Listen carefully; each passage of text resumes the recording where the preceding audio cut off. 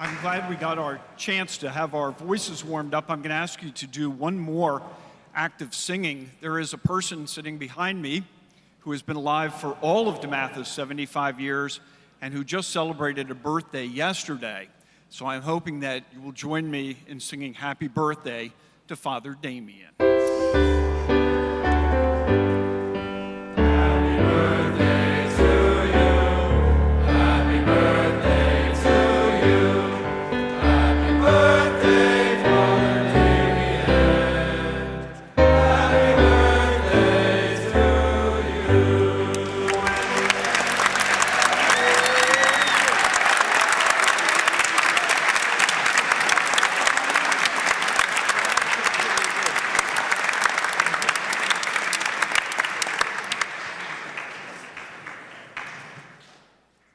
In the 5th century, St. Simeon's Stylites had moved to the Syrian desert to get away from the multitudes who wanted his advice.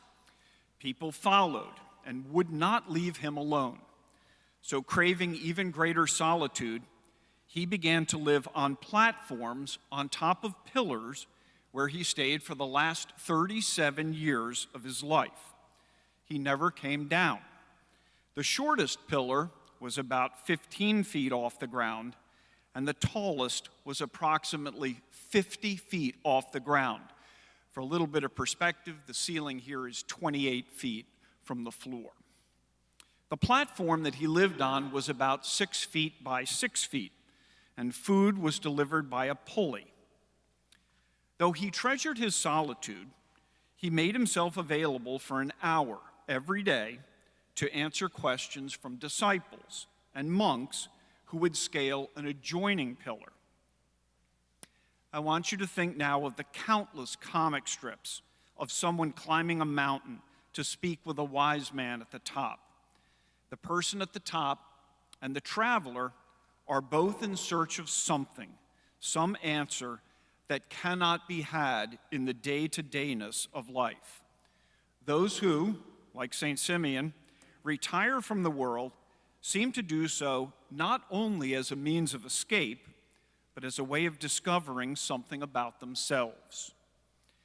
This retreat from the world to find answers or to restore yourself crosses cultures and times. You will find examples throughout history, from ancient world to the present, in works of fiction and nonfiction, and in popular culture. From Carthusian monks near Grenoble to Tibetan monks, from Henry David Thoreau at Walden to the vision quests of Native Americans, from Superman's Fortress of Solitude to Yoda's self-exile on the forest planet of Dagobah, and from Obi-Wan's desert home on Tatooine to the contemporary man cave or she shed or craft room. The idea of a private place where one retreats to confront important questions about who we are, whose we are, and what we are called to do is omnipresent.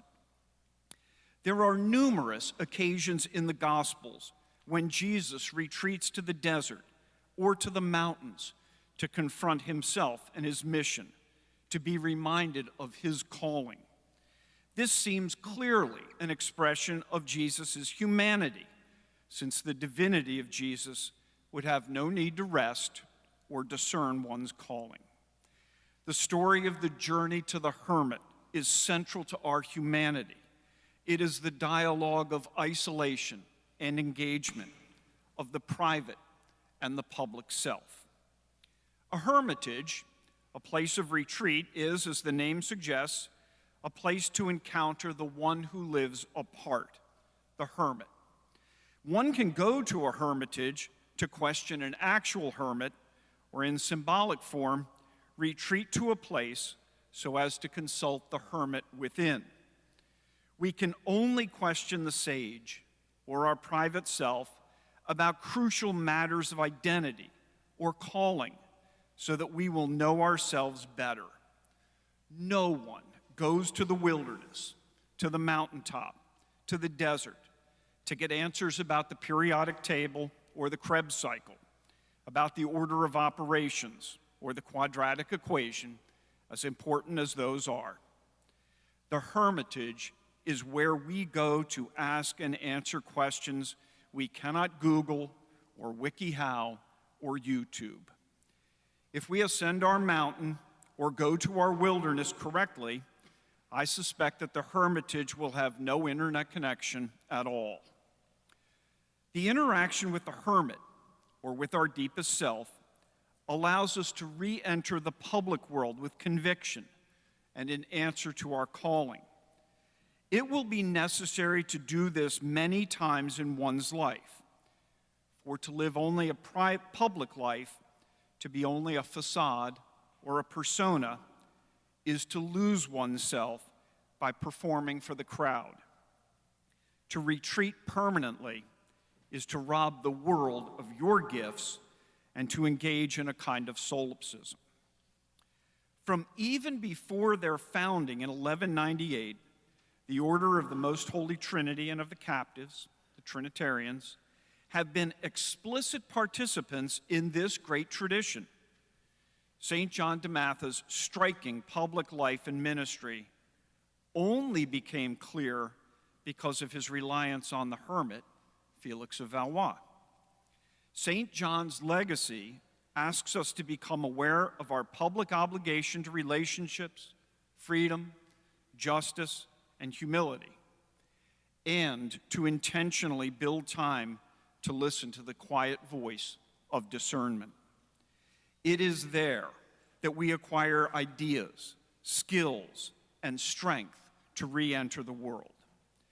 The original rule of the order codified this dialogue of the public actor and the reclusive hermit by requiring that 1/3 of each year be devoted to prayer, reflection, monastic living, 1/3 to raising funds to support the mission, and 1/3 in the very public engagement of ransoming captives.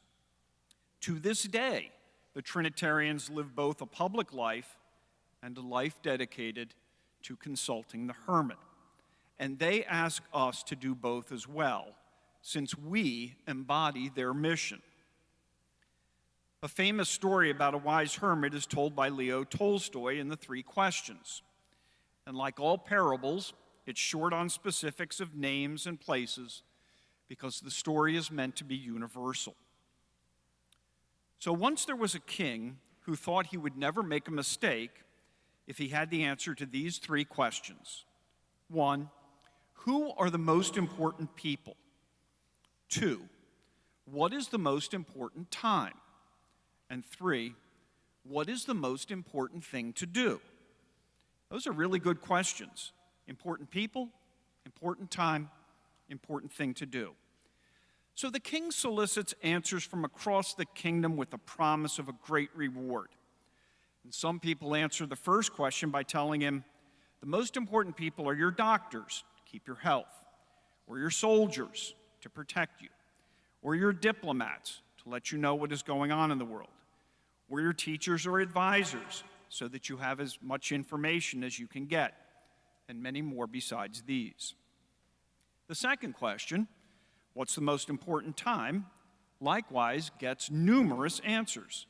Some say he needs to make a schedule and stick to it so that everything happens as planned. Others say make no schedule because that's the only way to respond to a surprising event. Still others recommend he consult astrologers or meteorologists to understand the movements of the stars and weather and therefore predict the future. And so on for the third question about the most important thing to do, where he gets multiple conflicting answers. So the king decides to visit a hermit, famed for his wisdom, who lives far out in the woods. Now the hermit, it is well known, lives simply, and so the king dresses as a peasant to visit him. And when he arrives, he finds the hermit working hard, digging potato beds in which to plant his crop. The king interrupts the hermit and asks him to say, who are the most important people, what's the most important time, and what's the most important thing to do? But the hermit, old and fatigued, does not answer. So the king offers to dig potato beds for a while so the hermit can rest. And then after the king tires himself by digging, he stops and asks his question, but the hermit just asks for the shovel back, and he begins digging. After the hermit tires, the king asks for the shovel, and when he tires and is finished, he's upset. And he says to the hermit, "Please answer me." But the hermit says, "We have a visitor."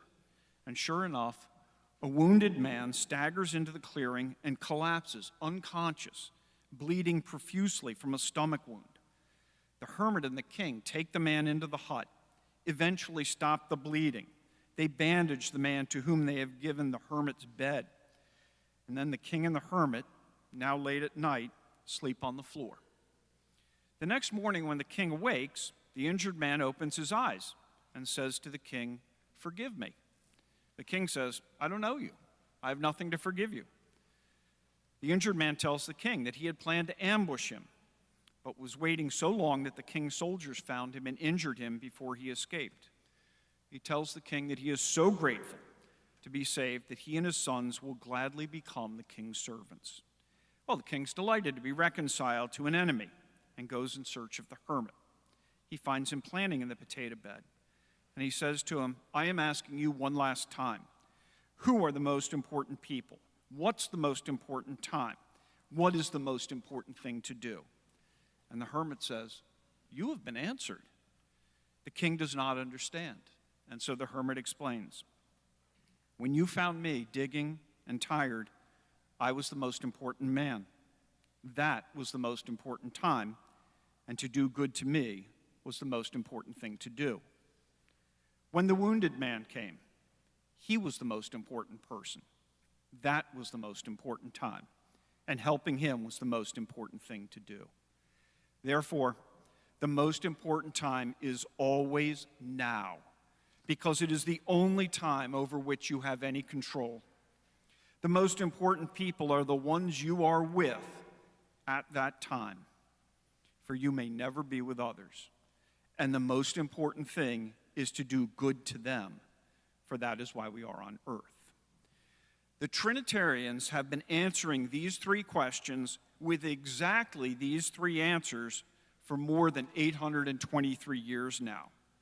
They respond to the demands of the time, the eternal now, whether that is through the ransom of captives, like Father Bernard, who freed more than 1,400 prisoners in his life, or through the creation of a hospital to serve the indigent, like Father Roque, or through the service to a king as well as the poor, like Father Paravicino, who only agreed to serve the king if he was also allowed to work with the poor. And these three questions and answers led to the establishment and the sustenance of our high school. The Trinitarians aspire to live in the eternal now. They recognize the people around them as the most important people. That is all of us, as well as the least of our brothers and sisters in the gospel. And they do all the good that they can.